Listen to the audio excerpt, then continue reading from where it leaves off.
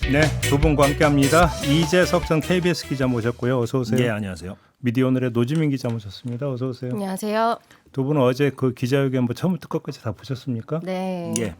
보셨습니다가 질문 드리니까 또 갑자기 또 궁금해지는데 아직도 출입정지 안 풀렸나요? 네. 그래서 저는 윤 대통령이 기자회견을 그동안 했을 때 단 한 번도 들어가 본 적이 없습니다. 아직도 금지예요? 그러니까 정지인지 금지인지 뭐 알 수 없지만 일단 출입증을 돌려받지 못하고 있는 상황인 거죠. 그래요? 네. 예. 그렇구나. 알겠습니다. 어제 그 질문 많이 받았습니다. 그죠? 어제 MBC, JTBC 같은 경우는 우리는 지금까지 한 번도 질문 기회를 얻지 못했다라고 이제 보도에서 이야기를 하더라고요. 네. 그것도 좀 이따 한번 좀 잠깐 뭐 시간 되면 좀 얘기를 하고 일단 처음에 알려지기로는 이게 이제 끝장 회견 사실 이런 식으로 알려졌었는데 그렇죠. 그 이제 그 전날 그 저녁쯤 돼가지고 이게 아마 뭐 시간도 좀 제한이 될 것 같다 이런 얘기가 또 흘러나왔어요. 이 네. 형식과 이 그 내용은 어떻게 조율이 됐던 겁니까 과정이? 이게 통상적으로 하는 것에 비춰 보면은 이제 대통령실 뭐 대외협력 비서관실이죠. 지금 기준으로 보면은 이 언론을 담당하는 직원들과 그리고 그 기자단 간사단이 이렇게 같이 협의를 해서 정하기는 하는데 뭐 지금 기자단 쪽에서 적극적으로 이렇게 합시다라고 하기에는 어려웠을 것이고 뭐 사전에 분야별로 나눠서 질문을 받는다 정도는 어느 정도 조율이 된 걸로 알고 있습니다. 그래요? 네. 시간을 길게 한 거는 일견 평가해 줄 만하죠. 왜냐하면 어제 다 따져보니까 한 2시간 20분? 예, 2시간 20분 정도 했다는 건 시간은 뭐 꽤 그래도 길었다라고 볼 수 있으나 네. 근데 어제도 역시나 마찬가지로 기자들을 고르는 질문할 사람을 고르는 과정에 있어서 그 대변인이 지목을 하잖아요. 그러니까요. 어디에 아무개 기자. 그러니까요. 그 대변인은 아시다시피 모든 얼굴과 소속을 다 알고 있는 사람이에요. 그러다 보니 이번에도 이제 MBC나 JTBC가 배제되는 결과가 나왔는데 네. 그렇게 고르는 과정에서 대변인이 개입하니까 좀 뾰족하고 날카로운 질문을 하고 싶어했던 기자들이 이렇게 뽑히지 못하는 결과가 나온 게 아니냐. 예, 이거는 지적될 만하고 그리고 분야도 역시나 이번에도 또 나눴어요. 물론 일견 이해되긴 합니다. 뭐 지금 뭐 트럼프가 엊그제 당선이 됐고 뭐 여러 가지 뭐 외교안보 문제나 경제 문제가 심각한 건 맞으니까. 그런데 또 분야를 또 이렇게 딱 또 나누다 보니 후반부에 보충 질문할 기회를 주긴 했으나 또 기자들 입장에선 더 물어볼 게 산적해 있는데 여기서 또 딱 끊어버리니 좀 아쉬움이 있었을 거예요. 뭐 그렇죠. 이게 통상적인 기자회견이랑은 조금 달랐던 게 특정 현안을 배경으로 한 상태에서 진행이 된 거잖아요. 그렇죠. 그래서 어제 이 분야별로 나누는 기자회견이 흐름을 굉장히 끊는데 효과적인 장치가 됐다. 이런 느낌이 좀 들더라고요. 알겠습니다. 그나저나 두 분 총평을 좀 들어보고 싶은데 이재석 기자는 어제 기자회견 어떻게 평가를 하세요? 예, 근데 이제 윤 대통령에 대해서 평가는 일단 생략하고요. 앞부분에 많이 다 하셨으니까.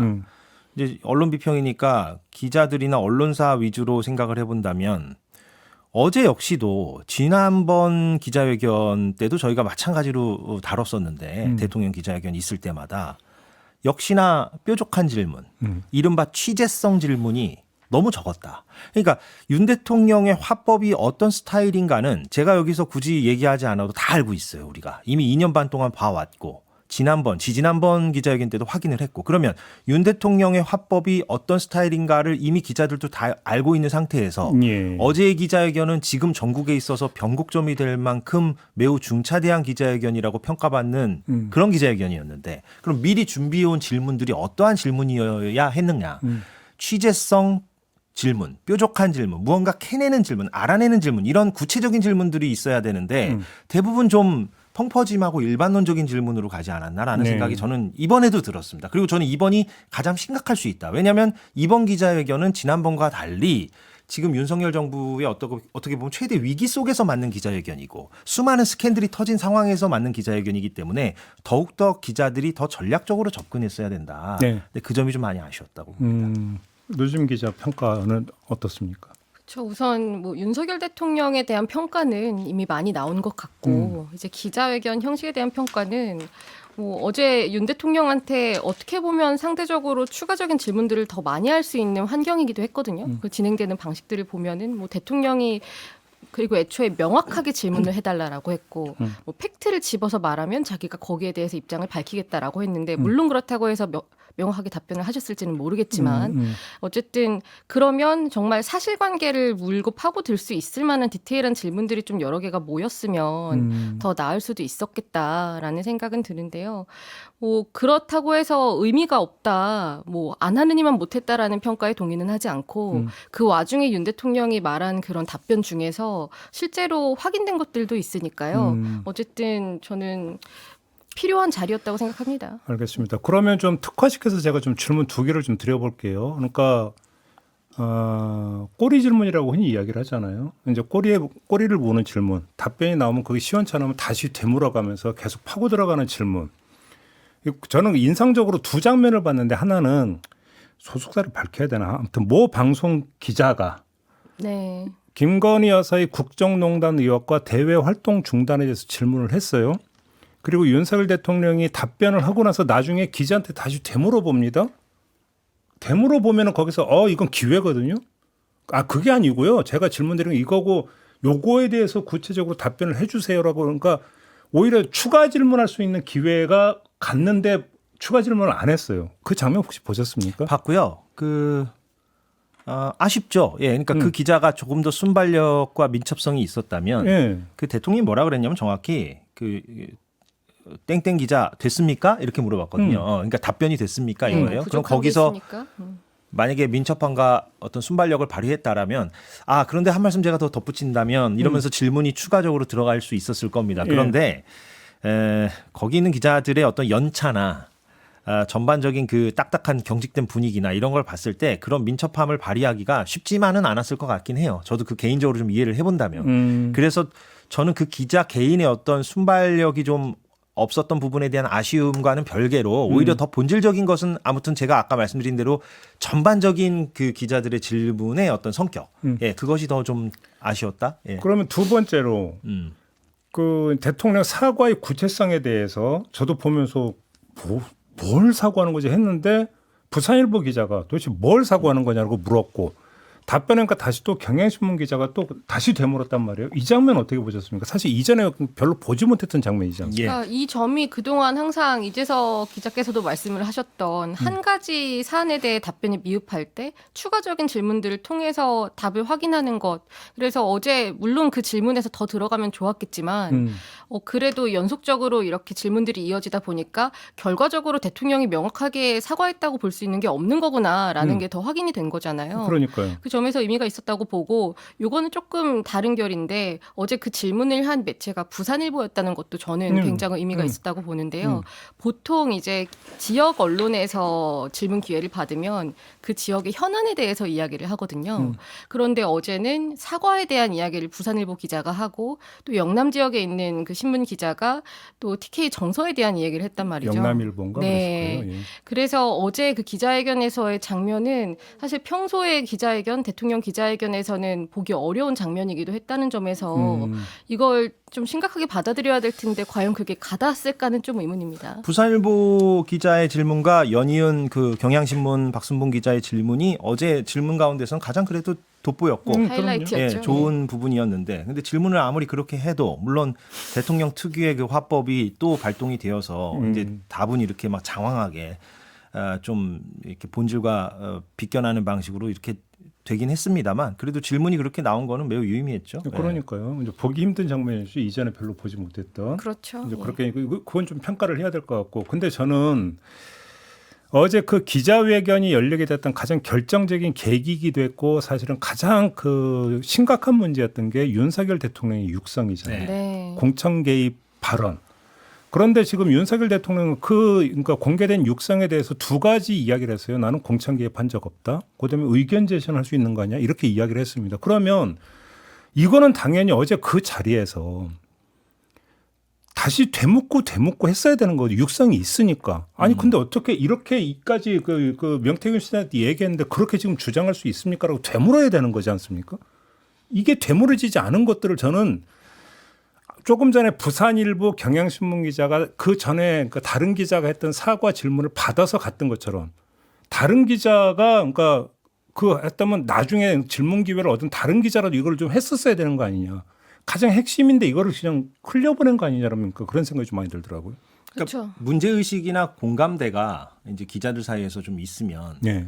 뭐 대본이 없더라도 예. 그런 식의 어떤 후속 질문들이 착착 들어올 수 있는데 그냥 조각조각 좀 따로 노는 듯한 느낌이 들었어요. 기자들 그러니까요. 사이에서. 물론 그거를 뭐 사전에 그렇다고 해서 뭐 모여가지고 우리 네. 이렇게 해보자 작전 짜듯이 그렇게 또 할 수는 없는 거잖아요. 네. 그러니까 참 그게 딜레마예요. 예, 음. 딜레마고 그래 아쉬운데 그래서 저는 사실 저 같으면 제가 만약에 그 자리에 있었다면 저한테 질문 기회를 만약에 한번 줬다면 제가 뭐 SNS에도 그렇게 썼는데 저는 그렇게 물었을 것 같아요. 그러니까 말씀하신 대로 윤석열 대통령의 육성이 지금까지 나온 수많은 녹취나 자료 가운데 가장 결정적이지 않습니까? 그럼 그걸 토대로 물어야죠. 또 당사자니까. 네.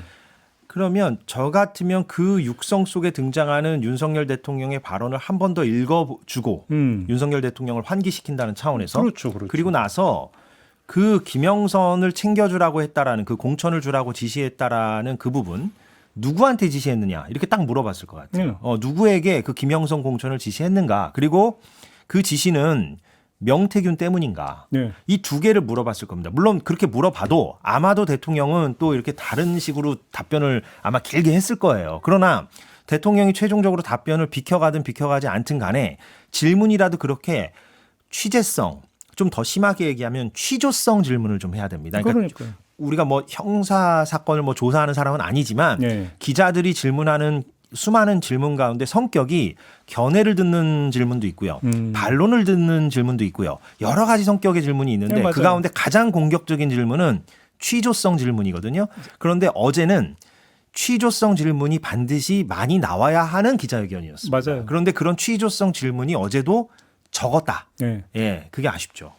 그러니까 보통 우리나라 이제 한국에서 대통령 대상으로 한 기자회견에서 나오는 질문의 방식이 어떠한 일이 있는데 여기에 대해서 무슨 입장이십니까? 이런 식으로 나오거든요. 되게 통으로 열어놓고 입장을 말해봐라. 이건 답변하는 사람이 좀 더 어느 정도 그런 그 여유를 가지고 답을 마음대로 할 수 있는 식으로 열어놓는 질문인 거고 그리고 어제 같은 자리는 그냥 통상적으로 하는 기자회견도 아니었기 때문에 거기에 임하는 자세나 아니면 준비된 질문이 달랐어야죠. 네. 그런데 물론 이제 뭐 사과에 대한 그런 질문 같은 것들이 이전과는 다르기는 했지만 어떻게 보면 그 질문을 한 각각의 기자들은 다 자기만의 이유는 있었을지 모르지만 이 질문을 함으로써 나의 몫은 다했다라고 생각하는 게 아닌가. 그렇죠. 뭐 이런 생각도 듭니다. 그러니까 저는 그러면서 느낀 게 뭐냐면 뭔가 기자 스스로가 한번 질문 기회를 얻어서 질문하면 그 다음에는 이제 나의 어떤 질문권이 이제 끝난 것 같다는 이제 지레 포기해 버리는 그런 점도 좀 있었던 것 같아요. 그러니까 이게 뭐 좀 우스개 말을 하자면 논리학에서 말하는 구성의 오류 같은 게 있어요. 뭐냐면 나는 내 질문은 나름대로 필요한 질문을 해요. 예를 들면 우크라이나 질문을 해요. 우크라이나 질문도 당연히 필요한 질문이죠. 뭐 우크라이나 질문을 그럼 안 하라는 법이 있습니까? 그러니까. 그럼 나는 우크라이나 전쟁에 파병된 북한 질문을 한다 이거예요. 그럼 내 질문은 나름 가치가 있어 없어? 있어. 그리고 나는 질문을 했어 안 했어? 했어. 그럼 내 역할은 끝났어 안 끝났어? 끝났어. 그럼 내 것 자체만 보면 특별한 결정적 하자나 오류는 없어 보이는데 그렇죠. 기자회견 2시간 20분을 총체적으로 들여다보면 구성의 오류가 발생하여서 그러니까. 맹탕 기자회견이 되는 거죠. 각각은 다 자기 변명이 있고 자기 합리화의 논리가 있으나 네. 총체적으로 보면은 기자회견은 맹탕이 되고 국민들이 궁금해하는 거에 대해서는 취재성 질문을 안 하는 형태. 이게 발생하는 거예요. 예. 그러니까 이제 그런 점에서 기자회견에 무용론을 펼 생각은 없지만 기자회견은 기자회견대로 하더라도 정말로 정밀하게 들어갈 수 있는 대담, 인터뷰 형식도 필요한데 그러니까 또 갑자기 박장범 씨가 생각이 나가지고. 거기서 나온 그 대담에서 나온 것들이 굉장히 지금 어제 기자회견을 계기로 다시 되돌아서 볼 만한 것들이 많은데 뭐 예를 들어 부부 싸움에 대한 언급이라거나 이런 것들 굉장히 그 원래 네. 그 박장범 씨 그 대담에 잠깐 거기서 언급이 나왔었던 되죠? 얘기죠. 그래서 그 대담은 생각보다 인터뷰 대상자를 굉장히 잘 파악하고 한 거였을 수도 있겠다. 뭐 농담입니다만은 뭐 이런 생각도 들었죠. 어제 그 SNS 공간에서 잠깐 그게 좀 회자가 됐다고 하던데 그 담화가 아니라 그러니까 기자들하고 일문일답을 하는 과정에서 윤석열 대통령이 계속 이걸 넘기잖아요. 네. 저 뭐야 뭐 이 얘기가 좀 돌았다면서요. 네, 그렇죠. 그래서 뭘 자꾸 보고하느냐, 뭐 짜여진 대본이나 그러니까 이게 이런 게 있었던 거 질문 아니냐 응답도 식으로. 짜고 친 거 아니냐. 네. 그런 뭐 실제로 뭐 어떤 뭐 각본처럼 보이는 형식의 문건 같은 게 뭐 온라인상에서 확산된 것도 있었는데 그게 실제 있었던 것으로 확인된 거는 아니고요. 네. 그러니까 워낙에 과거에 그런 사례들이 있었으니까 그런 건데, 근데 어제 윤 대통령의 기자회견 답변 방식을 보면 그런 게 필요했을까 과연? 아니 그러니까 보통 그 참모들이 네. 기자회견하면 이제 예상 질문을 뽑아가지고 예상과 저기 뭐냐면 예상 답변도 작성해서 주니까 그걸 본 것 같아요. 이제 그걸 본 것 같은데, 근데 저는 오히려 거꾸로 예상 답변을 줬는데도 저기 말이 저렇게 나와야 되나 싶은 것들. 오히려 그게 문제 아니었나요? 그러니까 좀 이 예상 답변이라는 게 짜고 치는 각본대로 정말 해야 할 말을 안 하고 안 물어봐도 될 질문들만 물어보고 이런 식으로 가면 문제겠지만 사전에 이런 질문들이 나올 거라고 예상을 하고 거기에 대해서 좀 정제된 입장을 정리해서 말하는 건 또 필요한 측면도 있는 거거든요. 네. 그런데 그런 최소한의 계산조차 되지 않은 것 같은 답변과 그리고 평소에 공적 자리에서는 상상할 수 없는 태도와 이런 것들이 전반적으로 기자회견에 임하는 대통령의 자세가 잘못됐구나 이런 걸 보여준 거죠. 아니 그 자세히 얘기했으니까 그 어제 기자회견에서 뭐 이제 뭐 발언 내용의 정합성이니 사실관계 이런 거 다 떠나서 태도를 한번 좀 얘기를 합시다. 네. 아니 어떻게 평가를 하세요? 이건 지금 국민 앞에서 하는 거예요. 그러니까 기자들을 대면하는 것은 둘째 문제고 기자들 뒤에 수천만의 국민이 보고 있는 거잖아요. 그걸 저는 의식을 안 한 것 같은데요. 아예. 그러니까 굉장히 편안한가 이 자리가? 그러니까 얘가 저는 윤석열 대통령 관련해서 뭐 술자리 뭐 이런 얘기하는 걸 별로 좋아하진 않습니다. 그런데 어제는 정말로 그렇게 술자리나 사석에서 보여줄 법한 태도들을 너무 많이 보여줬고 공적인 말하기 훈련이라거나 아니면은 무언가를 이렇게 듣는 대상을 의식한 그런 기본적인 것들이 하나도 갖춰지지 않은 모습을 너무 많이 보였기 때문에 네. 사실 거기에서부터 이 대통령의 답변에 대해서 기대할 수 있는 게 굉장히 제한적이겠다라는 게 어떻게 보면은 하나의 힌트였던 것 같기도 하거든요. 덧붙일 말이 없고요. 네. 다만 어제 대통령의 그 태도는 우리가 또 몰랐던 건 아닌데 한 번 더 재확인을 하면서 또 충격을 받은 건데 대통령실 근무하는 사람들이 이해가 되는 측면이 있다. 역설적으로. 뭐가 먹히겠습니까? 대통령이 저렇게 답변하고 저렇게 길게 답변하고 반말을 틱틱 던지고 이러는데 네. 정무 라인이나 홍보 라인에서 대통령님 이렇게 하셔야 됩니다. 저렇게 하셔야 됩니다라는 조언이나 이런 게 네. 먹히는 구조가 아닐 것입니다. 지금. 예. 그러겠죠. 네. 그러니까 그렇죠. 뭐 네. 대노한다 이런 얘기도 이제 뭐 종종 언론 보도를 타는 것도 있는데 아니 저는 뭐 말귀를 알아들었네 못 알아들었네 이런 얘기도 있지만 저는 깜짝 놀란 게 대변인한테 질문 하나만 더 받고 목이 아프다. 전 그 얘기 듣는 순간에 뭐야? 전 그 생각을 했었거든요. 그게 어떤 뭐냐면 예를 들어서 짜고 친 연출이라 하더라도 사회를 본 대변인이 끊으려고 하더라도 네. 대통령 그럼 조금만 더 질문 받읍시다. 보통 이게 그 딱 짜이드는 전형 아닙니까? 근데 정반대로 갔는데 그 이유가 뭐냐면 자기 목 아프다는 게 이유잖아요. 그렇죠. 아니 이런 얘기 어떻게 공개된 그런 자리에서 이렇게 버젓이 할 수 있는 겁니까? 그리고 그러니까 어제 되게 상징적이었다고 봅니다. 반말로 뭐 그만하자, 목 아프다라고 했다가 아니야 더해라고 할 때 대변인은 아무 말도 못했잖아요. 네. 이게 여러 가지를 보여준다고 생각하고 또 반면에 굉장히 그냥 두루뭉술 답변을 하긴 했지만 본인에게 적용될 수 있는 법적 혐의 같은 것들을 고려한 계산적인 발언들도 있었다고 보거든요. 뭐 예를 들어 뭐 본인이 한 행동에 대해서 했다 안 했다 뭐 예를 들어 그런 육성 같은 것들도 명확하게 말하지 않으면서 뭘 했더라도 의도는 그런 것이 아니라 뭐 의견이었을 것이다. 뭐 아내는 조언을 한 것이다. 그리고 또 한 가지가 이제 김건희 여사가 본인의 휴대전화를 밤새 이렇게 답장을 했다 이렇게 말한 부분이 있잖아요. 뭐 정치인으로서 지지하는 분들한테 잠재적 유권자들한테 잘 인사를 해줘야 된다라는 취지로 했다고 했는데 저는 한편으로는 이거 보면서 굉장히 배우자에 대해서 사랑이 넘친다고 알려져 있는 대통령이 만약에 본인의 문자가 어디서 나왔을 때도 대비를 한 거 아닐까 뭐 이런 의심도 잠깐 들더라고요.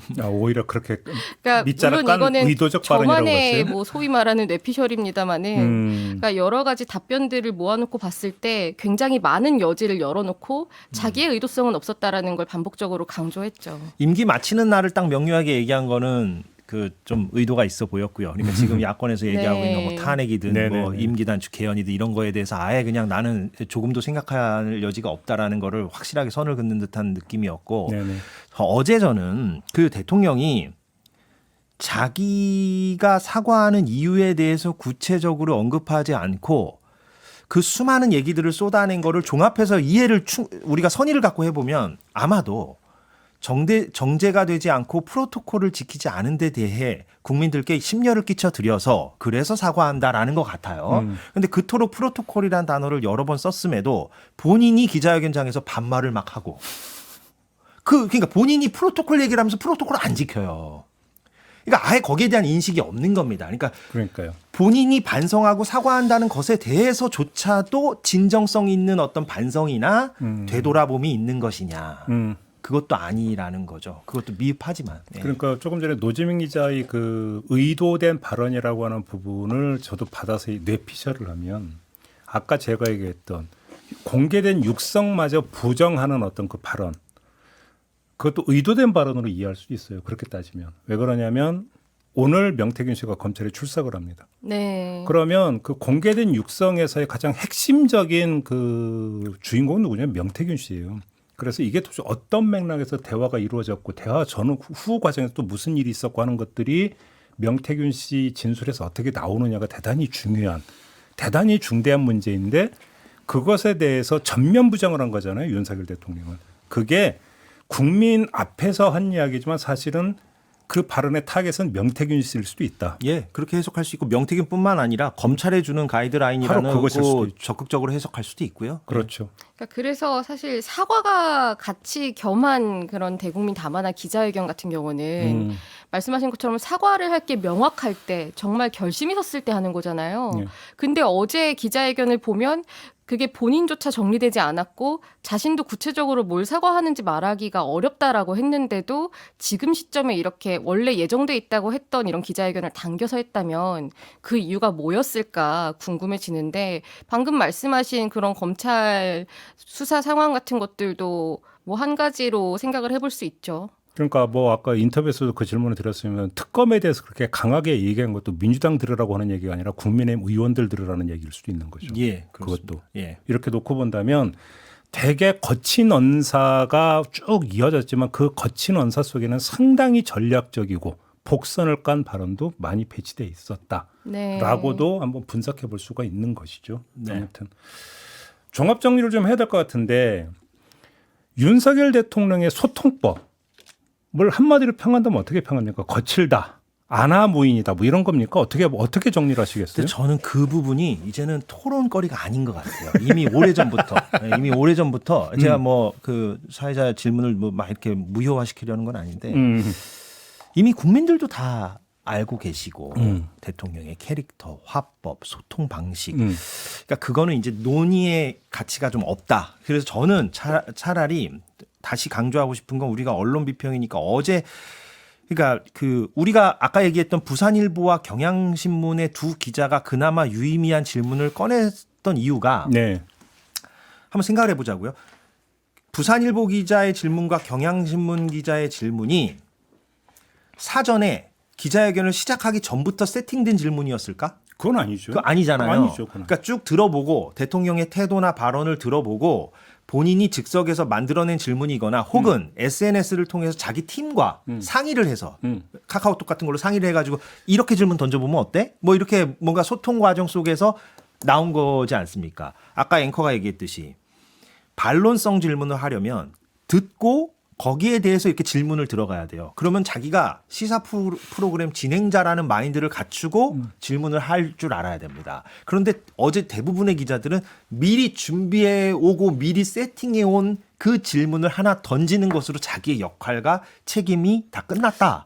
거기에는 이런 면도 좀 있는 것 같아요. 이제 딱 보면 기자회견할 때 영상을 보면 조금 약간 그 모든 기자는 아니지만 일부 기자는 보고 되게 긴장하고 그리고 약간 속으로 약간 얼어 있는 어떤 그런 것들이 좀 느껴지잖아요. 그러니까 연차가 높은 기자들이 들어와야 돼요. 그러니까 좀 이렇게 부장급이 들어와서 어제 같은 기자회견은 좀 물론 이제 출입증 문제가 있긴 하겠지만 네. 이게 좀 관훈 토론하고는 다르잖아요. 관훈 토론은 이렇게 중견 언론인들이 하니까 이렇게 거침없이 질문도 들어가고 하는데 연차 문제도 있는 것 같아요. 그런데 그나마 대통령실은 그래도 어느 정도 연차가 있는 기자들이 물론 이제 예전에 비해서 많이 평균적으로 낮아지긴 낮아졌어요. 했지만 예, 네. 낮아졌고 예전에는 뭐 국회 출입을 했을 것 같은데 대통령실을 같이 하고 뭐 이런 경우가 있긴 하지만 뭐 그럼에도 아주 낮아서 경험이 없어서 질문을 못할 정도의 연차는 아니라고 보고 그리고 관훈 토론에서의 질문도 그렇게 다 질적으로 높은 질문들이었을까 생각하면 사실 그건 잘 모르겠습니다. 그리고 이제 환경의 차이인데 그냥 평소 스스럼 없이 그냥 뭐 묻고 하다가 갑자기 카메라 막 돌아가는데 생중계 되는데 뒤통수가 따갑겠죠, 기자 입장에서도. 그리고 이거는 뭐 그냥 옹호를 하기보다는 제가 뭐 추측을 해보건데 기자회견 자리가 좀 많고 대통령한테 예전에 뭐 도어 스태핑이라고 하는 뭐 출근길 약식 회견이나 이런 자리들도 좀 있고 이렇다 보면 질문을 하는 행위도 좀 자연스러워지고 뭐 질문을 할 때 어떤 식으로 하는 게 더 답변을 잘 이끌어낼 수 있겠다 이런 것도 경험치가 쌓이거든요. 제가 볼 땐 네. 그래서 그 대한민국 기자들의 질문 양태가 크게 두 개로 그러니까 양극으로 그러니까 양 끝에 두 개의 형태가 있는 것 같아요. 하나는 대통령 기자회견할 때의 기자의 질문의 모습과 형사 피의자나 이런 사람들이 경찰이나 검찰 출석할 때 달라붙어서 질문하는 기자들의 모습이 너무 극명하게 차이가 나지 않습니까? 예. 극적으로 대비되지 않습니까? 극적으로 대비되고 근데 이거요. 그러니까 좀 배포가 있어야 되잖아요. 근데 그러니까 노지민 기자 말이 원칙적으로 맞습니다. 이게 자꾸 이게 약간 원론적인 얘기긴 한데 그러니까 연차와 무관하게 기자는 언제 어디서건 누구에게건 거침없이 질문을 던져야 해야 합니다. 예, 그건 당연히 맞는 말이에요. 그런데 현실적으로 보면 저는 연차도 작용을 하는 것 같아요. 그러니까 대통령한테 반론성 질문과 취조성 질문을 하려면 적어도 한 20년 차 정도는 돼야 이게 좀 나오거든요. 이게 질문이. 그런데 좀 이렇게 젊은 기자들 입장에서는 쉽지만은 않아요. 그게. 예, 그게 제가 젊은 기자들을 폄하하려는 게 아닙니다. 어떤 경험이라는 것도 무시할 수 없기 때문에 제가 드리는 말씀이 이게 약간 꼰대 발언인데 지금 어떻게 잘못 들으면 예. 박장범 기자는 연차가 몇 년이나 됐어요? 그렇게 반론을 취할 수 있고요. 예, 맞습니다. 예. 그러니까 그거는 뭐 비난받아 마땅한 대담이고 그런데 아무튼 예. 무슨 말씀인지 네. 다 진실을 갖고 있어요. 예. 그러니까 모든 여기 말이. 있는 말들을 다 종합하면은 맞는 말일 겁니다. 그렇죠. 네, 그런데 이제 지금의 대통령실은 특히나 이 출입처가 돌아가는 방식의 문제도 한몫을 하고 있을 것 같고요. 알겠습니다. 굉장히 폐쇄적이고 기자들이 언제 출입 정지를 당하거나 취재를 하지 못하게 되지 못할 수 있다는 그런 생각들을 항상 가지고 그 자리를 유지하는 게 미션일 수도 있는 거죠. 오늘 보도는 좀 어땠던 것 같아요? 기자회견 보도는 어땠던 것 같습니까? 기자회견 보도도 사실 예상에서 크게 벗어나진 않았던 것 같습니다. 뭐 비판적인 보도들이 주류를 이뤘는데 개중에 그래도 사과는 의미 있었다라고 평가하는 곳들도 있었고. 저는 오늘 아침에 이제 조간을 쭉 훑어보면서 재미있는 현상이 하나가 이제 보통 이제 그 하면은 발언을 하나 따가지고 이렇게 이제 조어를 만들잖아요. 근데 중앙일보고 한겨레의 일면 톱 제목에 들어간 조어가 똑같았어요. 어찌됐든 사과 따옴표. 똑같더라고요. 그러니까 결국은 문제 의식이 그런 점은 약간 어떤 겹치는 부분들이 좀 있었던 것 같다. 이걸 좀 확인할 수 있는 하나의 어떤 단편이 아니었나 싶은 생각이 좀 들더라고요. 알겠습니다. 자, 오늘 이야기는 좀 이렇게 마무리하죠. 네. 두 분 말씀 잘 들었고요. 저도 물러가겠습니다. 고맙습니다. 고맙습니다. 고맙습니다.